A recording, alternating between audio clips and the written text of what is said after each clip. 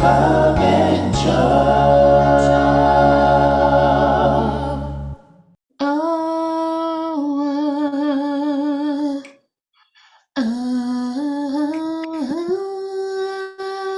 don't snap because we're not together. We're not together. That's right. All right. 1, 2, 3. Wait, am I supposed to be recording? No, you're good.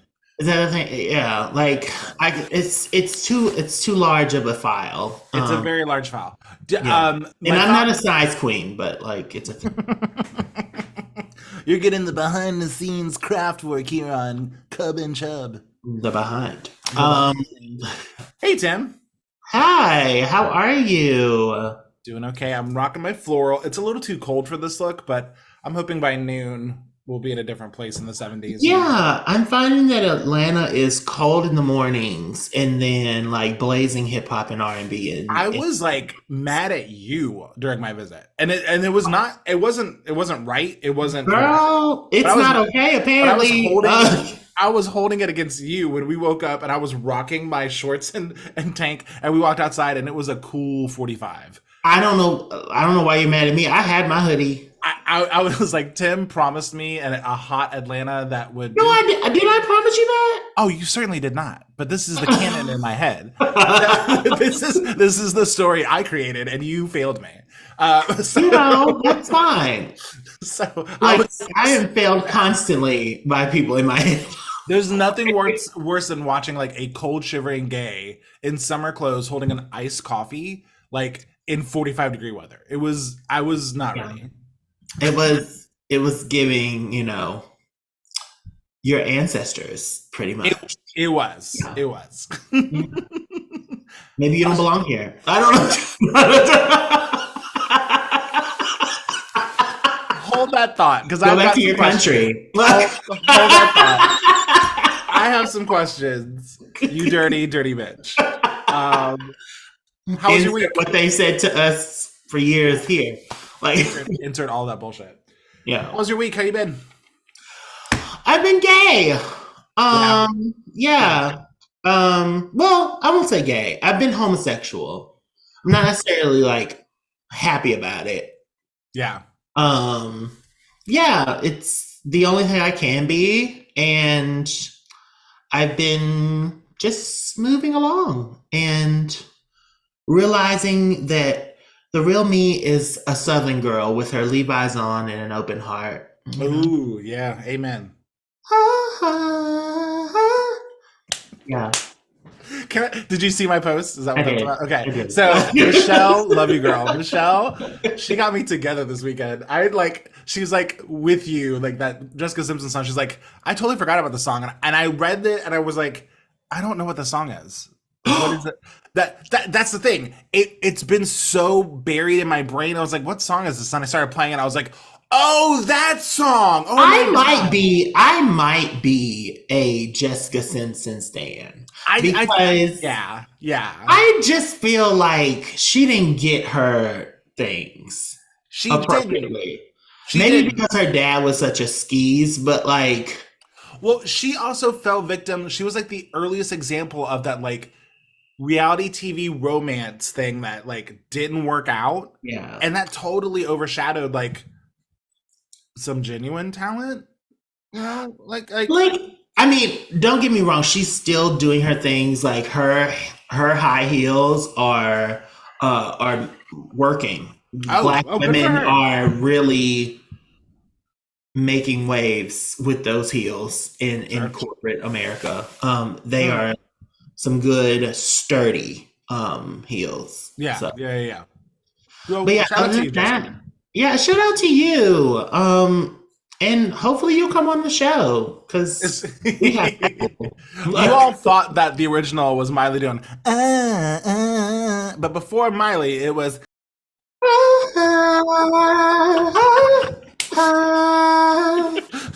it was that. And not only that, but she like recorded her songs like an octave higher, and they told her to come down to earth. Like, I do remember reading that. Yeah. Like, yeah. Like she has vocals. She's amazing. I'm trying to think about some of the other. It was like her and Britney that were doing that like that nasally like that. Yeah. You know what I mean? Like that reflection. Yeah. Right? Yeah. Yeah. Loneliness. Like it's very like Yeah. It's nasal Southern. front. Huh? It was Mandy Moore. I'm missing you like candy. Yeah. Yes. Before she Yes. became an actress. Yeah. Yeah, okay. We are That's right. millennials. Like, Yes, we are. we know the real tea about these girls. 20 years ago was crazy. We remember when Dan Levy was a VJ. Like, we know your roots. We know where you came from, Dan Levy. we know you come from MTV. We know that The Miz was not a a wrestler. When I see him doing backflips in the ring now, I'm like, you bitch. You pale, skinny, small bitch. Oh my God. And the fact that I got this like secondhand and it's still 10 years ago. It's still, like, yeah. You still got the whole damn thing. So, Tim, I went to a Renaissance fair this weekend. I love that for you. Oh, okay, yeah. Okay, this is great. This is kind of what I want to get into. When I say Renaissance fair, Yeah. how would you define a Renaissance fair? I think of Camelot. Okay. I think of Guinevere. Mm-hmm. I think of round tables. Mead. Mead. You're not wrong. Of like, it's pretty solid. I think of like large turkey legs. Mm-hmm. And like somebody has to be king. And somebody has to, be a king, be a lead. Yeah. Okay. I think of like Merlin and like that sort of thing. Gotcha. Yeah. I don't think black at all, to be honest. Okay.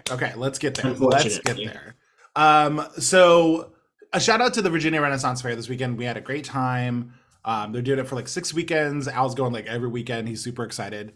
We went to the one yesterday, which was like opening day. So all the vendors are still like in a good mood. Excited. They're right? Like, we need your money. Like, need your money. Thanks for coming opening day.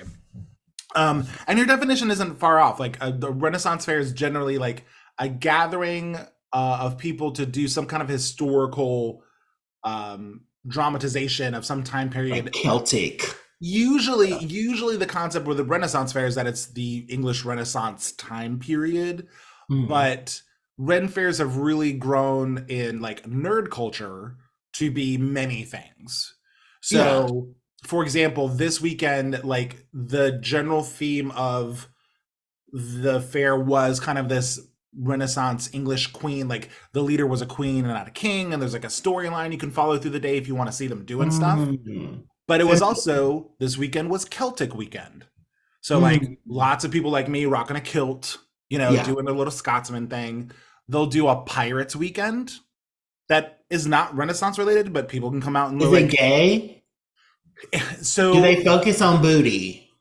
So much booty. Oh gosh. So me and Al were a little disappointed in the Celtic turnout. The Celtic turnout was good in terms of like the theme, but whenever you have Celtic people, like people doing the Celtic theme, you have a lot of like barrel-chested dudes just wearing a kilt and nothing else.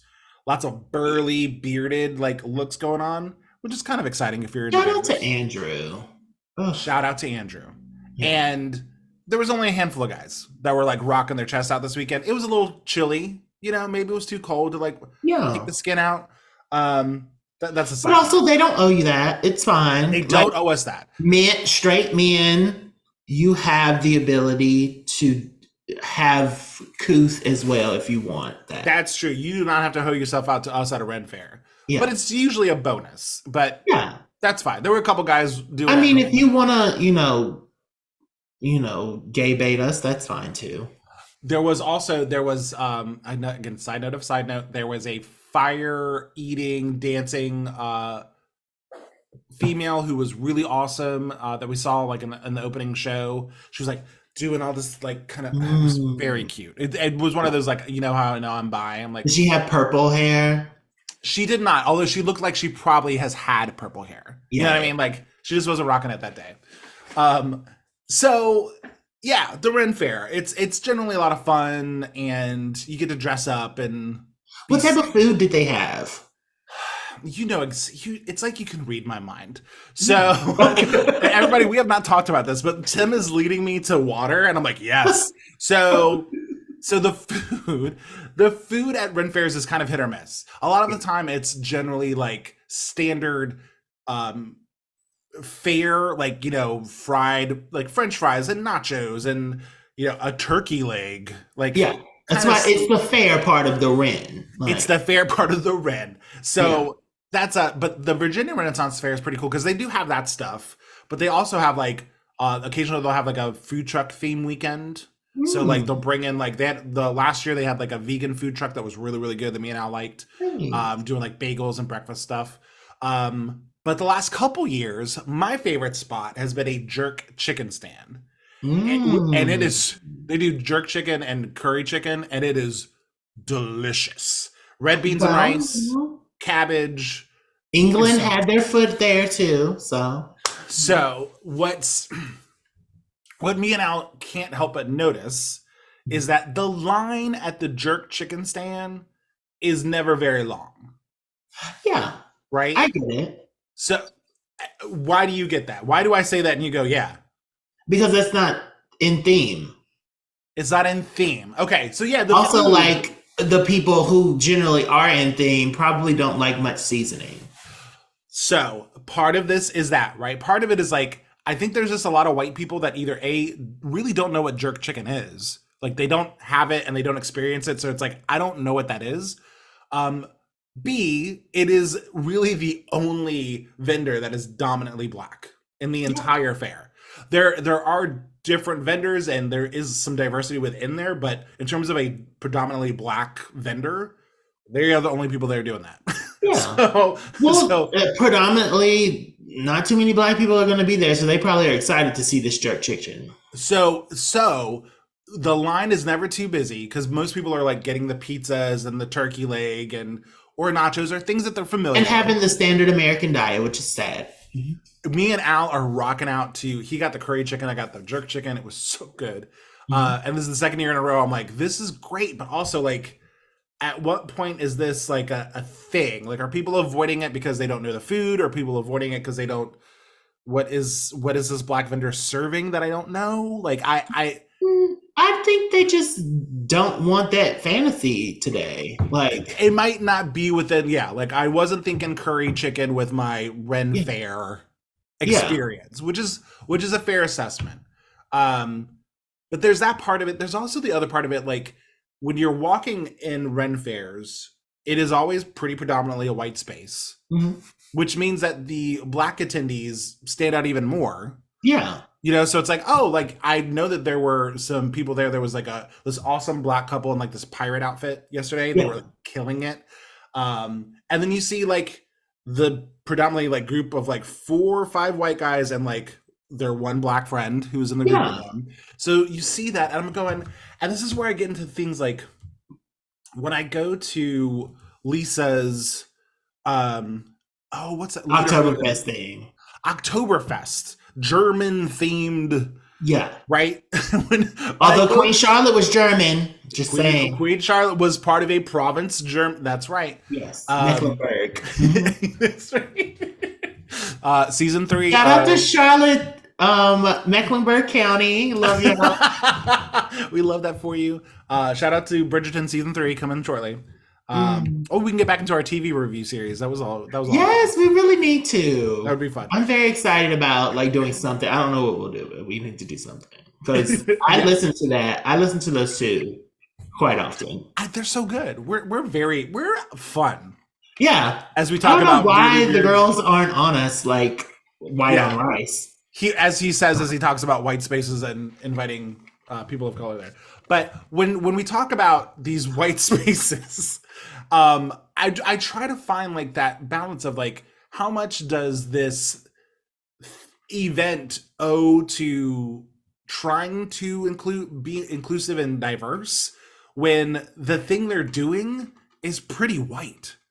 Do you know what I Yeah, mean? Like when I think of Ren Fairs, England, Renaissance, Lederhosen, and the Oktoberfest, it's like these are kind of and like syphilis. and polka dancing. These yeah. seem like pretty white things, and it's like I don't know that Black plague, like yes. And I try not to spend too much time on it because I kind of get lost, or I get a little like, sometimes I can get a little oversensitive, but I'm like, I don't know what I expect of them to do. I don't think it's any more than what they do. I mean, don't run us off when we're there, but like, sure, yeah. I mean, having a cuisine there that is probably more catered to Black people is nice to have. So yeah, sure. I mean, I think they're doing what they can do. Yeah, I think that was where I kind of landed, was like, I think as long as you're like hiring vendors to the best of your ability that aren't terrible, or doing or practicing things that would like if I come up for pizza, don't be like, ew, get away from me, Black person. Right. Like, what are you doing here in this country at this time? Like, right, yeah, you are not historically accurate. It's like, okay. I'm like, you know what is historically accurate? Yes. At an early age. So do that. so do that. Let me see you do that. Yeah, and that's the other thing. It's like, it's also very, I would say it feels queer friendly.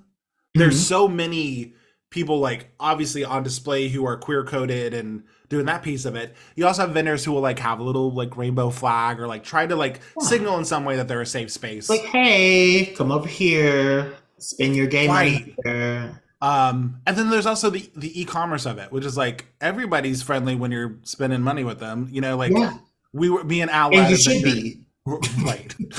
Me and Al were at a vendor on the way out where he bought a cloak, and it was like this 70-year-old white man and his like 68-year-old friend who were not didn't come across as queer to me in any way, but I was wondering how they were viewing me and Al, like in their store, like trying stuff on.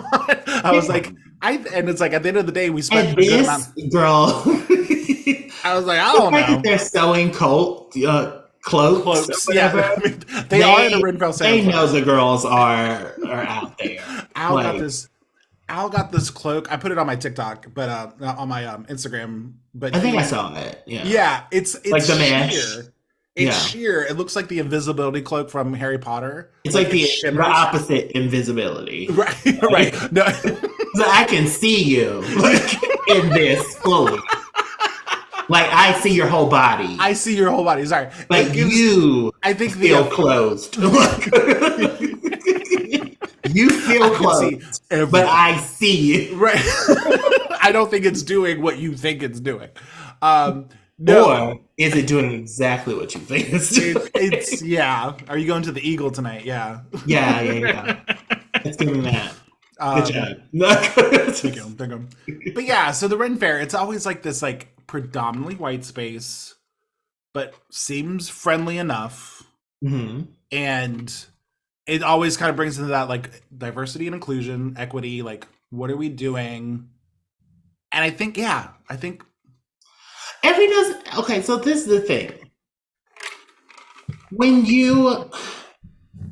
I think a lot of people miss the fact that we are not asking for you to change your things. Mm-hmm. And by we, I mean the Black community, because that's the only community I can like kind of speak in with. Not for, I don't speak for everybody, but for me, as a Black person, as a queer person, as somebody who has friends of all different types of cultures, the only thing I can think of is, I know I'm in a white space. Mm-hmm. I know I'm going to get white things. Just treat me decently and humanly. That's all I'm asking for. I don't care. Like, I don't care if there is jerk chicken, because I don't eat chicken. But so like, there's another layer to that for me. So like, you don't have to cater to me, because sometimes your catering can feel very pointed and weird. Like, it's like, and we got Black things, right? Like, and racist in and of itself. I don't want to feel that either. So just like, allow me to be amongst my friends and my people Yeah. if I want to be. Like, I think that's enough, you know? Like, I'll eat the fucking pizza. Right. Like, it's fine. But I don't know. It's just like, there's a very, very thin line for certain things when it comes to inclusion and like, because you don't want to do it just because it should come naturally that everybody is just naturally included. Yeah. Yeah. But unfortunately, in the world that we live, things can feel separate. Yeah. We've gone so far one way that we actually have to go back and like actively try to teach it. Yeah. It's like, maybe you don't know how to be inclusive. Let's try to practice that in some way. And it's like, okay. And then it feels that fake. doesn't feel, that feels fake and or like a money grab. Yeah. A lot of times, even in healthcare, they'll do these seminars and these like webinars about how to include your Black coworkers or your people of color coworkers. And sometimes I just wonder, I'm like, how much of this is actually teaching people how to like incorporate like people, and then how much is teaching them how to hide their disdain anyway? Right. Which I don't want either. I actually would like to know if you can't stand me and don't want me around, because I won't give you my green dollars. Right. Like, my gay dollars don't need to go to people who are actively hating me. Right. Like, I'm okay with you not liking me, but that's me. Sure. And that's like me just assuming the world is horrible. Right. But yeah, you reach a point where like, I'm fine if you don't like me. I just need to know so I don't have to spend any of my energy and money in your space. And also, like, especially the energy part, because I feel like even today, people of color find themselves spending a lot of energy trying to explain themselves, trying to make sure that like they are not the crazy one in the head, because people have like covertly put things right. Like, am I insane? Yeah. Like, they're not saying you stupid bitch, get the fuck out of here, but they are making me feel like I shouldn't be here. Yeah. Yeah. And so now I'm feeling crazy because they're not doing things overtly. But I still feel the way that they want me to feel. So this is, let me tell you, this might sound stupid. It is what it is. But this is one reason I'm a little worried about our upcoming Florida trips. Because as a non-Floridian who does not go to Florida regularly, all I know about Florida is it seems like the state don't fuck with us. Like, but listen, Miami-Dade County is not there Florida. are pockets, but like, don't go to Jacksonville. Like, don't go to like. There are definitely no spots. Well, I think Jacksonville is very Black, apparently, but shout out to my ex. There's also, we're going to spend a week in Fort Lauderdale, which is also like supposedly queer friendly from a lot of people I talk to. Yeah. But like, I don't want to go to a restaurant and be like, it's like, I feel like I have to research everything we're gonna do so that I don't have to be amongst assholes. It's like, but fortunately, I feel like those spots are so used to seeing all varieties of people, because it is like a touristy place. True. So I feel like if you don't go to like the small mom and pop things, you're not going to experience that. Yeah, that's true. I feel like the mom and pops are the places that, unfortunately, we want to support mom and pops, right? We want to support small businesses, but sometimes they're the ones that can be overtly and like being like, fuck, we need this money, but we hate these people. God. Right. Like, I was like, ugh. Who cares if they've waited for 30 minutes? We're going to wait on the people that we actually like want here first, that sort of thing. Which, if that happens, I At 10 minutes, I promptly just get up and leave. Yeah, head out. That's fine. I had a daydream about like what if we get on that cruise ship and it turns to like a gay get out where like you and me are like amongst like people who are like Yeah. And I wear my red, like, body wear, and they're just like, I must get into that body, but not in a gay way. Like, not in a way that that they are interested in. Like their wives want this body. Yeah. What are you gonna do? What are you gonna do? You're just gonna take some tea and clink, clink, clink. Which is why therapy is so scary. So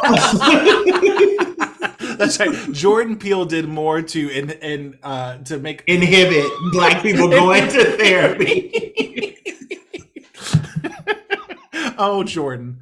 Especially, bitch, I won't be going to anyone that is not from at least some sort of Western Africa in their lineage. I just can't. It's, even if you do get it, I will feel like you don't. Like, it's just me. Like, yeah. You know, it's gonna be like, okay, sis, like everything you say, like maybe you should think about it in this way. And I'm like, I'm actually not going to do that because have you ever, been face down, ass up, for a cop, with a gun? Oh wow. No, so I think I'll just continue being toxic. This is me. Another awkward white moment. I don't wait. What? Wait. That was you. I just wanted to say that. You just wanted to sing the hook. I got you. I know you. That's fine. Tim, tell me what's making you live this week. What's making me live this week is my air fryer. I am really appreciative of the 7 to 8 minutes that normally would take 12 to 15. So I really be hungry when I'm hungry, and it really helps me to get nourishment at the right time. Yeah. Amen. Oh, good stuff. I've been rocking my air fryer too, like every morning for like weeks. Yeah. It's been like my go-to. I love that thing. Absolutely. I have a 10 quart one. Ooh. So, yeah, it's made for the fatties and the baddies. For sure. Good stuff. What about you? I'm going to keep it food related too. I'm a Trader Joe's hoe. I've just become like, I hate that I'm a corporate shill for somebody, but like Trader Joe's, I'm a whole food. Like, okay. So you get it. You get it. Bro, a whole food. I just Trader Joe's got my number. Like it's relatively, like in terms of the pricing, pretty cheap, which I appreciate. But they're like quick to go and or frozen food items taste good. Yeah, and it's seasonal. Say what? And they're seasonal. And seasonal. They keep dropping. They're like Taco Bell. They find a different way to drop a new item every 2 weeks. Yeah. And it's like, what are you doing? They're like, oh, bitch, it's almost time for pumpkin spice. We're going to have all these ice cream, these mini creams, this. And it's wild. Yeah. And actually, so the thing they dropped a couple weeks ago was this like frozen bulgogi. And beef bulgogi is like one of my favorite meals, but in terms of replicating it at home with a decent sauce, the marination process, like it's just something I only get when I go out. And they put this out there, and a couple people on TikTok were like, go get this before it sells out. It's really good. It is so good. Yeah. And shout out to whoever is the chef that is like making these creations and like making sure that the frozen version tastes good. Do you have because that's a different near you? Do you have a Trader Joe's near you? Oh yeah, I have multiple. Yeah. So usually when they do something that's popular, they'll drop a vegan version of it, and they have a beefless bulgogi that is like right next to it. Oh yeah. So I grab that, some kimchi, their frozen vegetable fried rice, and their low carb tortillas. I've been eating beef bulgogi burritos like there's no tomorrow. Al's worried. I was like, we need to talk about what's happening. Girl, it's fine. Trust me. There's meat, there's carbs, there's fats. Like it's so good. So yeah, I'm living for the Trader Joe's beef bulgogi this week. It's what's going on for me. So I'm happy with it. I think you should be, eating that on Twitter, and you'll find a really good community that will be there for you. If I'm gonna make some money though, maybe OnlyFans. I mean, that's part of the community. They need to spend. Oh, that's true. Touche. Absolutely. Tim, where can people find us? You can find us anywhere you can find Black Twitter. You can find them at Facebook. You can find them on Twitter. You can find them at the Shade Room. You can find them in my pupils. But mostly and importantly, you can find them and find us at cubandchub.com. That's right, cubandchub.com, where you can find out where to stream us and get our merchandise. You can also send us a message. We are cubandchub@gmail.com. We'd love to hear from you guys. Hope you all are doing okay. Tim, like every week, it's so good to see you. It's so great to see you too. So pretty. Everybody have a good week. We'll talk to you later. Bye. Bigdigbitch.com.